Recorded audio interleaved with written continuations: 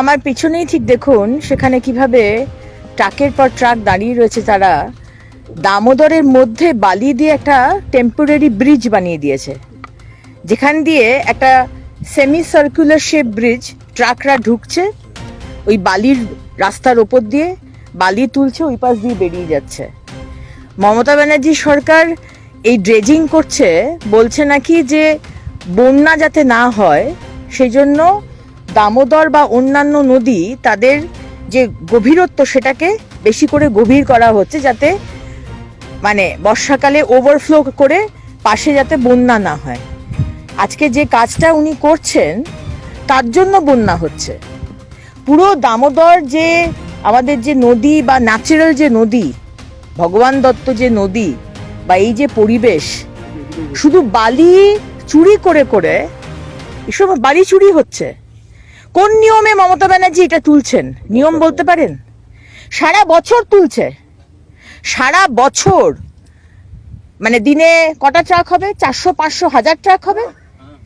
আজকে 1000 ট্রাক প্রতিদিন 365 দিন যদি একটা নদী থেকে বালি তোলে, সেই নদীর কোনো অস্তিত্ব থাকবে?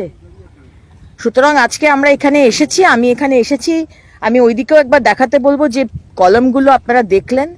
এই বালি তোলার জন্য আজকে কলমগুলো সমস্ত নিচ থেকে খেয়ে গেছে, এক্সপোজড হয়ে গেছে, আর যে কোনো সময় একটা দুর্ঘটনা ঘটতে পারে। আমি ধন্যবাদ জানাই যে আজকে রেল কর্তৃপক্ষ কাজ শুরু করেছে, কিন্তু এইভাবে যদি বালি চুরি চলে তাহলে আমি জানি না আগামী দিনে আমরা কোন দিকে যাচ্ছি। দামোদরের দিক চেঞ্জ হয়ে যাচ্ছে, ডিরেকশন চেঞ্জ হয়ে যাচ্ছে, এবং জলের সংকট তো প্রচন্ড রকম। এই মানে আসানসোল দক্ষিণ এবং আশেপাশের সমস্ত এলাকায় সাংঘাতিক জলের সমস্যা, শুধু এই বালি চুরি করার জন্য। কিন্তু এই সরকার, তৃণমূল মানেই হচ্ছে চোর। বালি থেকে, মাটি থেকে, পাথর থেকে, জল থেকে, গাছ থেকে, মেয়ে থেকে, কয়লা থেকে, কয়লা ভাইপো, আমরা যে জানি কয়লা ভাইপো নতুন নামকরণ যে হয়েছে 2011-র পর থেকে। তৃণমূল মানেই হচ্ছে দুর্নীতি। আপনি বিষয়টা বিধানসভায় তুলবেন? অবশ্যই বিধানসভাতে সোমবার বা মঙ্গলবার তুলবো। সোমবার হয়তো হবে না, মঙ্গলবার বিধানসভায় বিষয়টি তুলবো।